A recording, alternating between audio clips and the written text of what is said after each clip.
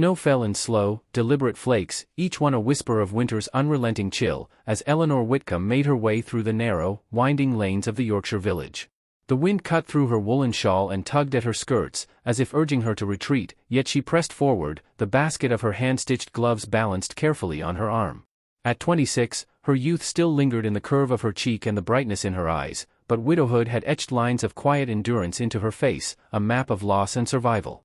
Each step toward the market was heavy with anticipation and dread. She knew the delicate scrutiny of the villagers would fall upon her, for in a place so small, loneliness and misfortune were subjects of perpetual conversation.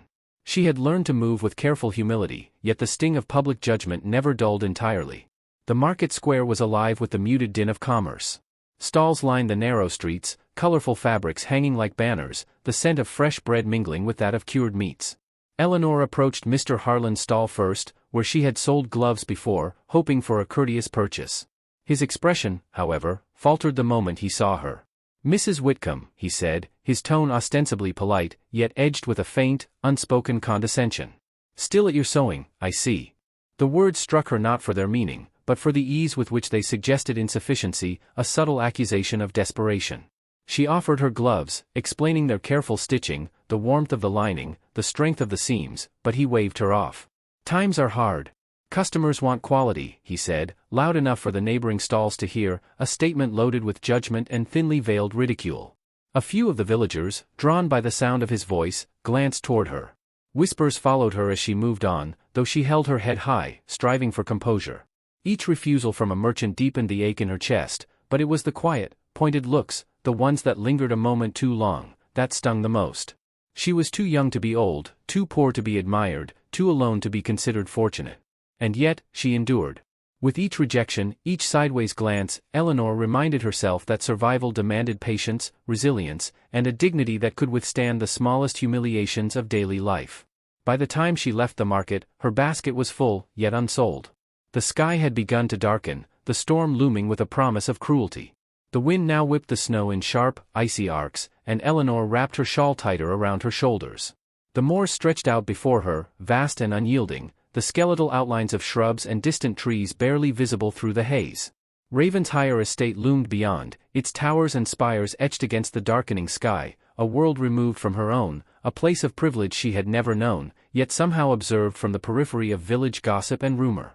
Her cottage lay beyond the old stone bridge, a modest structure that offered shelter and solitude. Few dared venture this far once twilight approached, but Eleanor had no choice, she could not linger in the cold. The moorland air carried the scent of frost and damp earth, a fragrance both bitter and sweet, awakening memories of winters past, of nights by her late husband's fire, of the quiet laughter that once filled her home. Each memory pressed upon her, mingling with the anxiety of the present, a cocktail of longing and fear that weighed her down as her boots sank into the thickening snow.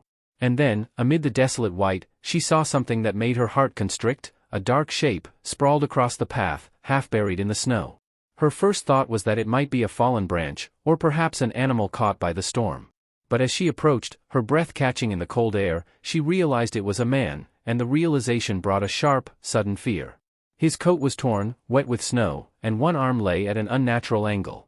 Blood had seeped through the fabric, stark against the dark wool, and his chest rose and fell in uneven rhythms. Eleanor dropped to her knees beside him, brushing the snow from his face, her fingers trembling not with weakness, but with the urgency of compassion. "Sir," she whispered, her voice firm despite the fear clawing at her chest. "Can you hear me?" There was no answer, only a faint, shallow shiver. She glanced around the empty moor, the wind howling across the expanse as if testing her resolve. There was no other soul in sight, no lantern to guide them, no shelter save her cottage a short distance ahead. The thought of leaving him in this state was unbearable. Summoning every ounce of strength, she gripped his shoulders and began the arduous task of dragging him across the bridge, each step a battle against exhaustion, the icy gusts, and the weight of the unconscious man. Several times, she faltered, knees sinking into the snow, chest burning, yet she forced herself onward, propelled by necessity and an instinctive sense of duty. At last, she reached the warm glow of her cottage, the small hearth promising refuge against the storm's fury. She pushed the door open, stumbling into the familiar, comforting scent of wood smoke and herbs, and laid him beside the fire. Only then did she allow herself to tremble, a shiver not entirely caused by the cold. She stripped the wet layers from him with careful hands, examined the wound along his side, and pressed a clean cloth to the bleeding gash. Whoever he was, he had not merely fallen, he had been attacked, and the thought sent a fresh ripple of fear through her. Hours passed as she tended him, feeding the fire and listening to his shallow, intermittent breathing. Occasionally, he murmured fragments of words, incoherent but noble in tone, a hint that he belonged to a world far removed from her own. She brushed the hair from his forehead, noting the strength beneath the fragile surface, the sharpness of jaw and hand that suggested both refinement and resilience. Exhausted herself, she allowed her gaze to fall upon the folds of his coat, and then, as if the storm had left a gift, something slipped from his pocket and clattered softly to the floor. A heavy gold signet ring gleamed in the firelight, the crest unmistakable to her, whispered of in rumor and legend. Ravenshire. The name struck her like a bell, ringing with possibilities, danger, and wonder. For in that moment, Eleanor understood that the man she had rescued was no ordinary traveler, no mere wanderer caught in misfortune. He was a figure whose presence could alter the quiet rhythm of her life, a man whose power and station stretched far beyond the humble confines of her cottage. She held the ring in her palm, a small, weighty token of a destiny she had not anticipated, and the firelight caught on its surface as if to hint at the life-altering path now set before her. Eleanor's heart beat with fear and curiosity in equal measure, a rhythm that echoed the wind outside, and as she leaned closer to the unconscious figure, she whispered into the dim warmth, "Who are you, truly?" And for the first time since the snow began to fall, the storm outside seemed less threatening than the questions now swirling in her mind. The dawn was a pale, trembling light through frost-laden windows when Eleanor stirred again, her breath fogging in the cold air of the cottage. The fire, banked low through the night, now offered a fragile warmth that clung to her skin as she adjusted the blankets around the wounded stranger. He lay on the simple cot she had dragged from the corner, and though his features were relaxed in the fleeting comfort of sleep, the bruising along his shoulder and the deep cut at his side spoke of the danger he had survived. Eleanor's hands trembled as she tended the small, practical details, dabbing at the wound with warm cloth, smoothing his damp hair from his forehead, and murmuring quiet encouragements that were more instinct than hope. She feared the night's shadows, not merely for herself but for him, for the mystery that seemed to cling to his presence, pressing like a weight she could not name. As the morning deepened, a faint stirring caught her attention. His chest shifted, uneven at first, then more rhythmic, until a soft groan escaped his lips. Eleanor's heart skipped. "Sir, you are awake," she whispered, brushing snow-matted hair from his temple. His eyes opened slowly, revealing a startling clarity beneath the fevered exhaustion. They were pale, thoughtful, and held a depth of intelligence that startled her. For a long moment, they studied one another, silent and searching, before he attempted words that emerged in a breathless cadence. "Where am I?" "You are safe," she assured him, her voice gentle, yet firm. "You were injured upon the bridge. I brought you here to my cottage." The warmth in her tone seemed to soothe him, his eyes softened in recognition of her care, though he remained fragile and wary. She caught the first real glimpse of his hands, the careful elegance in their movements, the slight calluses that hinted at a life accustomed to responsibility rather than toil. Every detail of his presence, from the fine stitching of his coat to the measured tone of his speech, suggested he was no ordinary traveler. Yet she did not press for his identity. That was not her place. Her purpose was to tend, to protect, and to preserve the fragile thread of life that had landed so abruptly upon her threshold. Hours passed with quiet attentiveness. Eleanor moved through the small space with practiced efficiency, feeding the fire, offering water, and guiding him in gentle motions to prevent strain on his injuries. He murmured fragments of noble phrases, an address to someone unseen, mentions of lands and titles, snippets of London etiquette, which she recognized in fleeting comprehension, yet did not question aloud. His voice, even weakened, carried a weight that seemed to bend the room toward its gravity. Despite the evident clash between them, a bond formed in the shared, unspoken understanding that had sprung from desperation and survival. Eleanor felt an unfamiliar flutter of tension, a curiosity that was equal parts fear and fascination. As the afternoon sun struggled through the storm clouds, something slipped from his coat and clattered softly to the floor. Eleanor bent to retrieve it, expecting perhaps a coin or a button, but her fingers closed around a delicate silver brooch, wrought with intricate craftsmanship beyond anything she had ever seen. She held it up to the light, mesmerized, and then noticed a faint inscription along its edge, a mark of unmistakable refinement. Whoever he was, she realized, he had not only survived peril but possessed a world far removed from the modest trappings of her own. The token seemed to hum with significance, yet she dared not speak its implications. Her mind was interrupted by distant sounds outside, the low murmur of the villagers moving through the streets, the clatter of hooves on frozen earth, and the subtle, deliberate glances of those who might pass too close. Eleanor's heart clenched. The smoke rising from her chimney, the small footprints in the snow, would not go unnoticed. Already, she imagined the whispers forming. What is the widow hiding? Who did she shelter through the storm? She tightened the blanket around the stranger, her fingers brushing his arm, and a peculiar warmth passed between them, fragile and charged, even as the wind rattled the shutters with impatient insistence. Even as the hours stretched, he remained aware, but quiet, cautious with every motion, as though measuring her intent and the safety of the room itself. When he finally attempted to rise, Eleanor guided him with a tenderness that bordered on ritual, her hands firm but gentle, correcting posture, easing him into the cot's limited comfort. "You must not strain yourself," she murmured. "You are weaker than you know." His gaze held hers in a silent acknowledgement of her authority in that moment, and though he spoke nothing of his gratitude, his slight inclination of the head conveyed volumes. Each shared glance, each measured gesture, was a delicate choreography of trust forming between them. Later, as twilight crept into the cottage, he spoke in a voice more coherent, though still faint. "I cannot leave without thanks. Your kindness has preserved more than my body." Eleanor's chest tightened. She searched his face, looking for clues to his identity, yet found only vulnerability and an unspoken nobility. It was not arrogance, nor entitlement, it was a quiet, almost foreign grace, tempered by the humility that only extreme circumstance could reveal. She lowered her gaze, brushing her fingers along the edge of the brooch, uncertain whether to return it or to leave it as an emblem of the unspoken trust that had developed in the confines of the storm-worn cottage. The days passed in this careful rhythm. She brought him tea, softened his bandages, and spoke in gentle tones meant to calm, not interrogate. Villagers, observing from a distance, began to whisper of her audacity. A man had been seen near her home, they claimed, and smoke rose from her chimney at unseemly hours.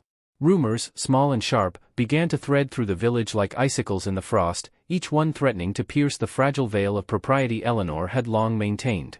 She ignored them, focused entirely on the pulse of the life she had saved, each moment a rehearsal in devotion and courage she had not realized she possessed. One evening, as she moved about the small cottage adjusting the fire and preparing a modest meal, the stranger stirred again, reaching instinctively for the brooch she had placed on the table. He caught it in his hand, examining it with a faint, incredulous smile that suggested recognition, though no words followed. Eleanor felt her breath catch. That smile, fleeting yet loaded, seemed to bridge the vast, unspoken gulf between them, the world of her humble survival and the shadowed, powerful realm he represented. The air in the room thickened, charged with questions neither dared voice, the kind of tension that shapes destinies before names or titles are revealed. As the first stars began to pierce the winter dusk beyond the frost-lined windows, Eleanor stepped to the hearth to add another log.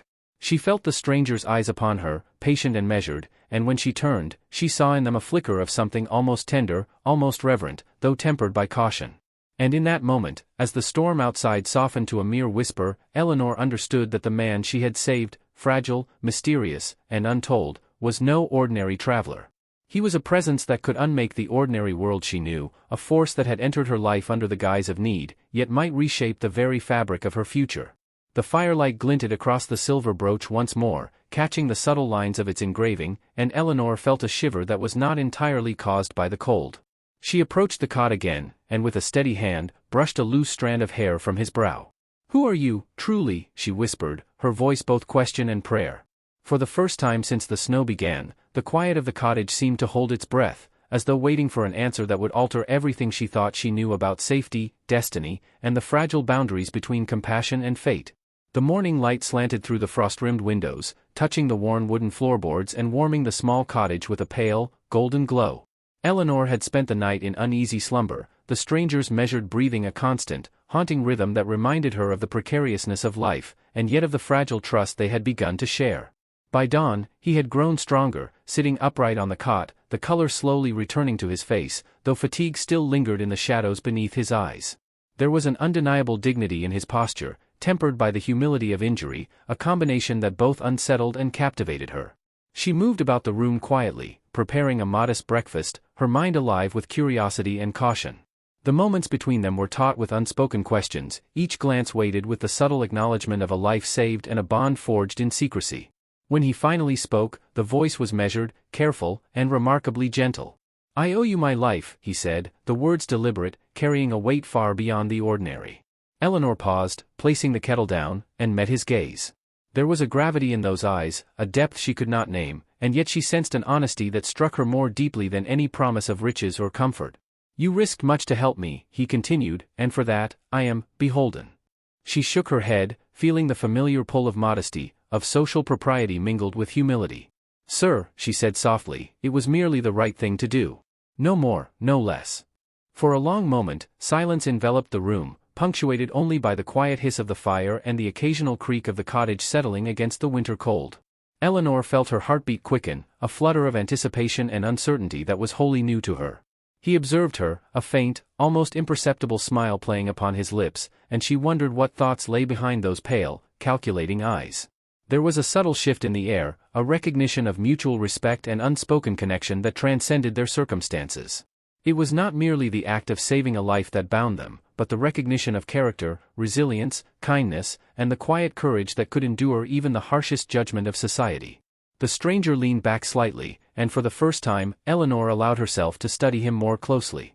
His attire, though muddied and torn from the recent ordeal, hinted at refinement. The cut of his coat, the stitching of his gloves, and the careful maintenance of his boots suggested a life far removed from her own simple existence. And yet, beneath the polish of status, there was a gentleness, a restraint, that distinguished him from the arrogance she had often encountered in those of his class. Eleanor felt both fear and fascination. She could not name the emotions that stirred within her, only that they were profound, delicate, and wholly unfamiliar. As the morning wore on, their conversation grew more tentative, threads of connection weaving between cautious words. He asked after her family, and she spoke of her late husband, her modest life, and the quiet rhythms of the village. He listened with patience, his eyes never leaving hers, absorbing each detail as though the world outside their small cottage could be momentarily forgotten. When he finally smiled fully, a small, genuine curve of lips, Eleanor felt a warmth that was more than the fire at her back. She dared to ask his name, expecting only a vague response. Instead, he paused, and for a moment, the weight of his gaze pinned her, measured and careful, before he spoke. Arthur Blackwood, Duke of Ravenshire. The words struck her with the force of revelation. Her breath caught, and she took a step back, the chair behind her clattering softly against the floor. The Duke, she whispered, disbelief threading her tone. She had heard the name in passing, the distant echo of rumor and village gossip, but never had she imagined him here, in her cottage, wounded and in need of her care. His expression remained composed, though the faintest blush touched his pale cheeks. Yes, he said simply, as if the enormity of his title were of little consequence to the circumstances in which they found themselves. There was a gravity in his humility that only deepened her admiration and stirred the first flickers of something dangerously like hope. Eleanor found herself trembling, a combination of awe and fear, of gratitude and uncertainty. She had saved the life of a man whose status could overwhelm the quietest of hearts, yet he spoke to her not with condescension, but with gratitude and measured warmth. You must have questions, he said, noting her hesitation.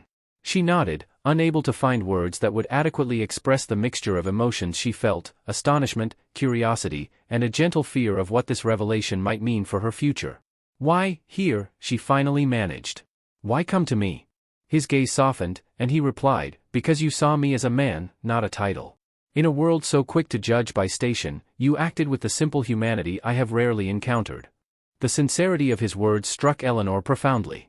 She felt a surge of emotion, a tremor of validation and wonder, as though her quiet acts of courage were acknowledged at last in a world where so much was measured by wealth and influence. She faltered, lowering her gaze, feeling the heat rise to her cheeks.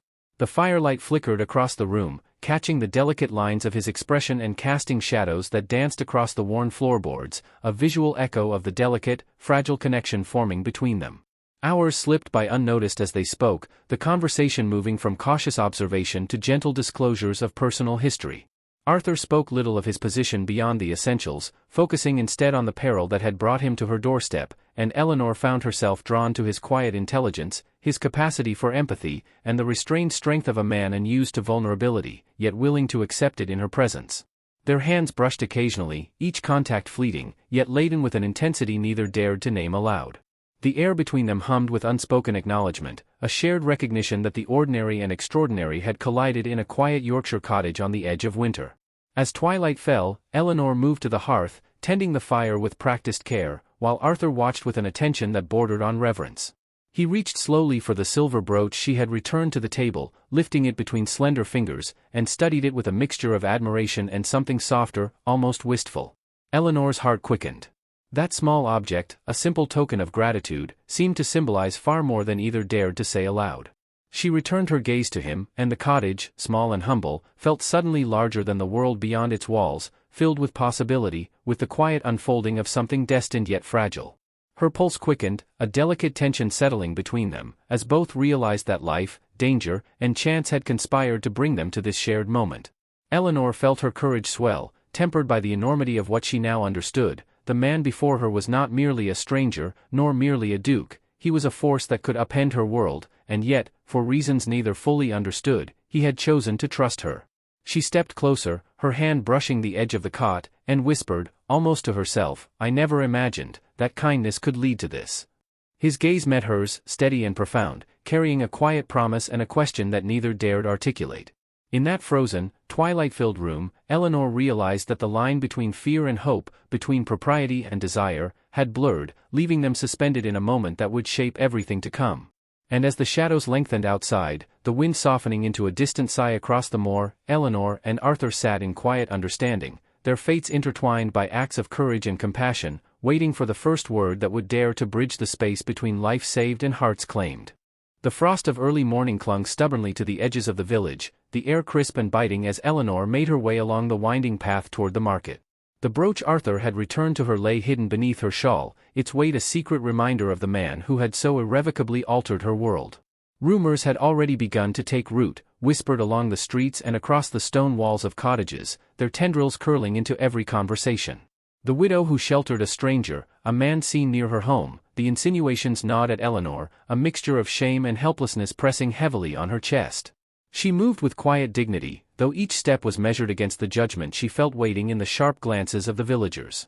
The market square was alive with activity, merchants calling out wares, children tugging at their mothers' skirts, and the scent of fresh bread mingling with the crisp bite of winter air. Eleanor's presence drew eyes as she passed, and she could feel the murmurs pressing against her like a tangible weight.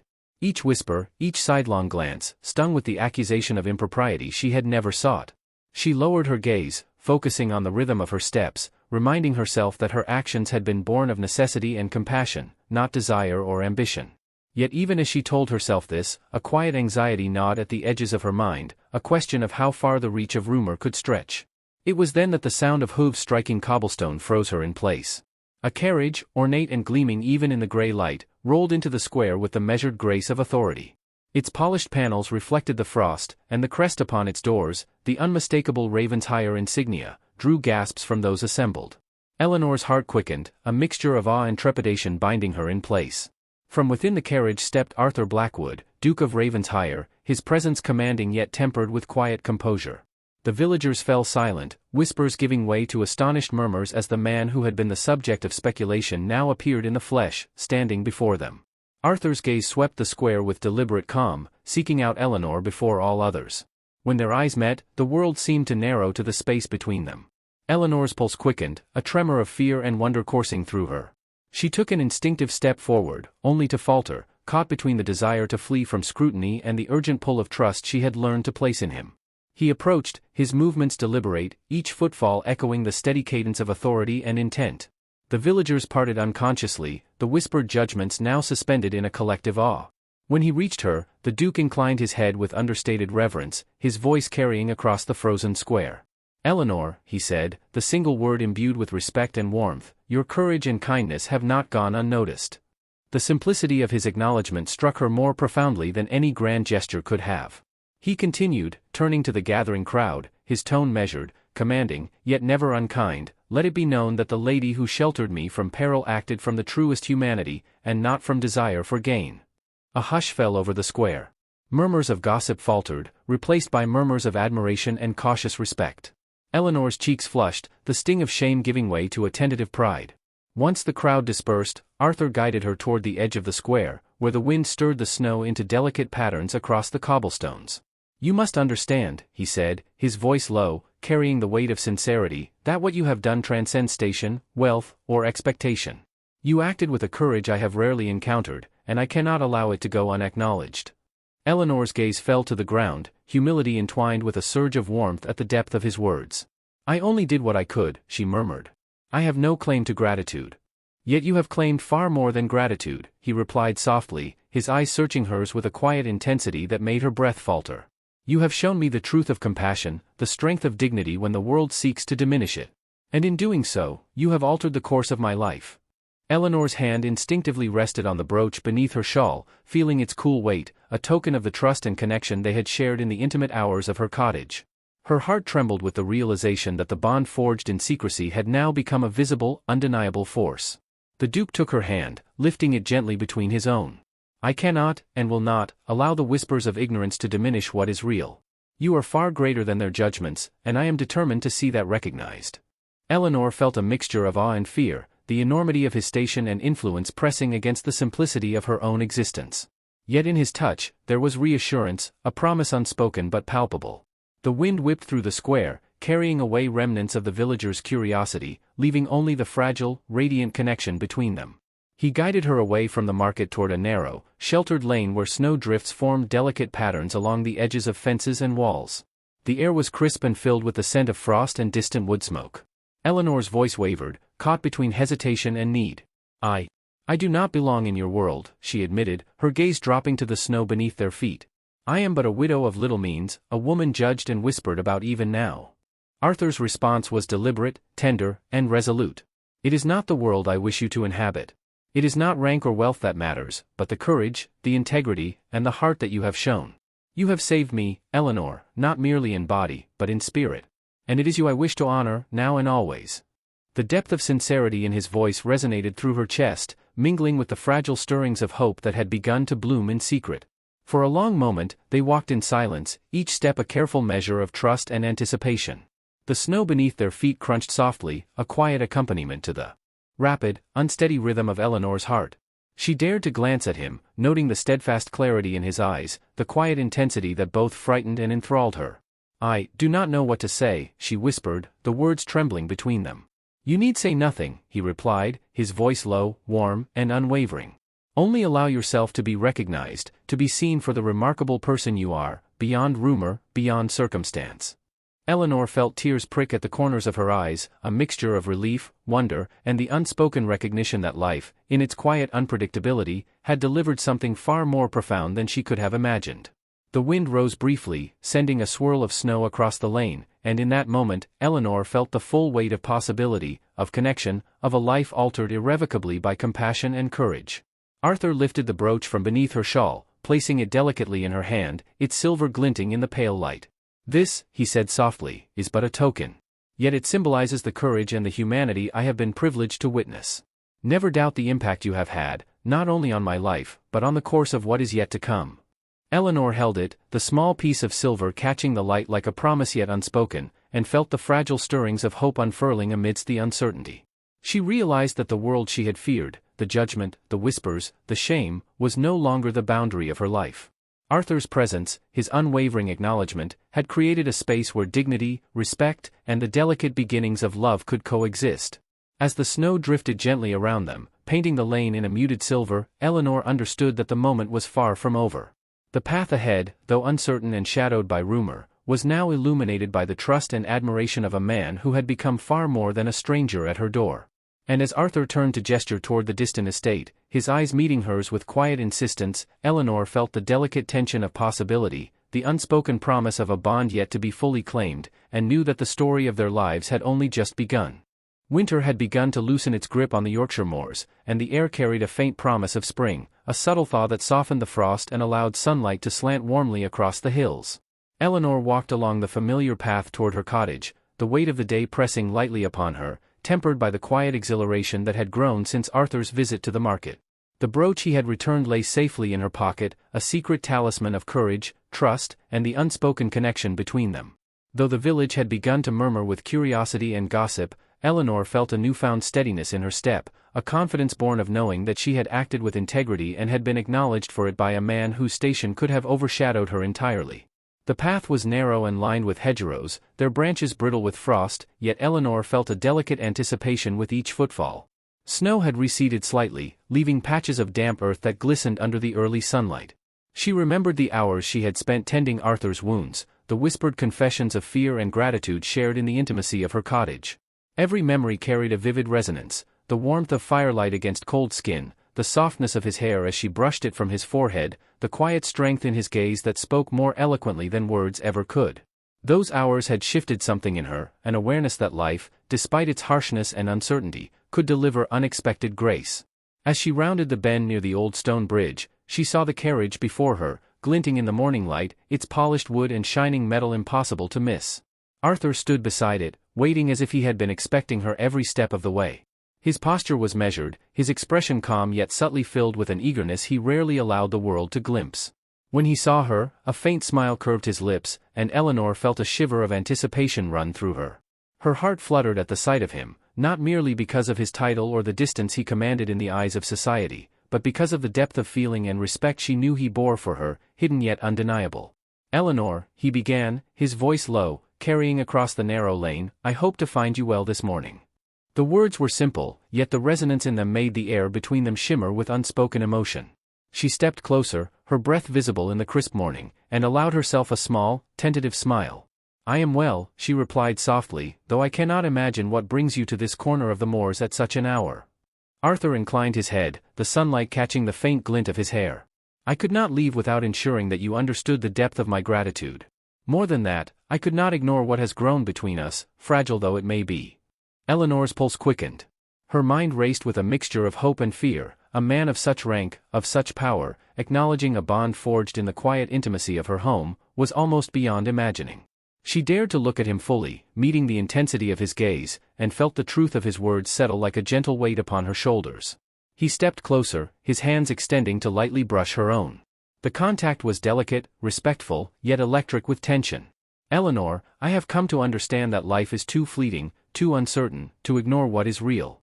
You have shown me courage, compassion, and strength beyond measure.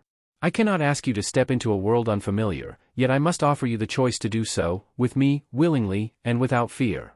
Her chest constricted, a mixture of awe and longing rising with each measured word. She had feared judgment, the impossibility of station, the whispers of villagers, yet here he stood, offering not command, but partnership, respect, and the promise of a shared future. Her voice trembled as she spoke, soft but determined. "I have known fear, and I have known loss.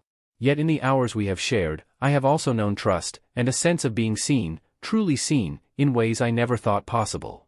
Arthur's eyes softened, the storm of his noble bearing giving way to a vulnerability reserved solely for her. He took her hands fully into his, lifting them gently as though the weight of his intention alone might steady the fragile heartbeat of hope that had grown between them. "Eleanor," he said, his words deliberate and profound, "I do not offer a life of ease, for the world is never so generous. But I offer a life in which your courage, your integrity, and your heart are cherished. I offer the certainty that your presence will forever be honored and protected, not as a token of my title, but as the woman who has changed my life in ways I cannot fully express." Tears pricked at the corners of her eyes, the warmth of emotion mingling with the cool morning air. She felt the years of widowhood, of quiet endurance and whispered judgment, lift from her shoulders in the recognition of his sincerity. Arthur knelt slightly, the gesture one of deliberate humility and quiet reverence. "Eleanor Whitcomb, will you allow me the honor of sharing your life? Will you walk beside me, not as subject to a title, but as equal in heart, courage, and devotion?" The words hung in the air like snowflakes suspended against the winter light, delicate and charged with possibility. Eleanor felt the full measure of hope, fear, and desire converge, the fragile boundaries of propriety and longing dissolving in the brilliance of this moment. Her lips parted, and for a moment, she said nothing, allowing the truth of her emotions to settle fully in her chest. Finally, she spoke, voice steady though soft, "Yes, Arthur. I will walk with you." Relief, joy, and the quiet tremor of love washed over them both. He rose fully, lifting her hand to his lips in a gentle kiss, a gesture of respect, devotion, and acknowledgement of the bond that had carried them through peril, judgment, and uncertainty. The carriage awaited, but for a moment, neither moved, as if the world had paused to honor the fragile, radiant union between them. Snow swirled gently around the lane, sunlight catching each flake in delicate brilliance. Eleanor felt the warmth of his hand on hers, the steadiness of his gaze, and the quiet assurance that, together, they could face whatever judgment or challenge the world might bring. The whispers of the villagers, the shadows of past misfortune, and the fragile uncertainty of her future seemed to fade beneath the radiant weight of their shared truth. As they finally stepped toward the carriage, the brooch in her pocket seemed to pulse softly, a reminder of the stormy night, the hours of care, and the courage that had bridged the gulf between their lives. Eleanor glanced at Arthur, and he met her gaze with a quiet smile that carried both promise and love. In that instant, the past and present converged, weaving a path forward that was fragile, luminous, and irrevocably theirs. The carriage doors opened, and as they stepped inside, the world beyond seemed to recede, leaving only the promise of shared journeys, quiet devotion, and the knowledge that the acts of courage, trust, and kindness could indeed shape a destiny. Eleanor's heart swelled with a mixture of wonder and gratitude, for she knew that life, in its unpredictable and often cruel ways, had delivered not merely survival, but a love profound enough to transform the entirety of her existence. And as the carriage rolled toward Ravenshire estate, the soft light of morning illuminating the snow-dusted fields, Eleanor realized that the story of her life had entered a new chapter, one in which fear and shame had been replaced by trust, admiration, and the gentle certainty that the man she had saved, and who had saved her in turn, would now walk beside her forever.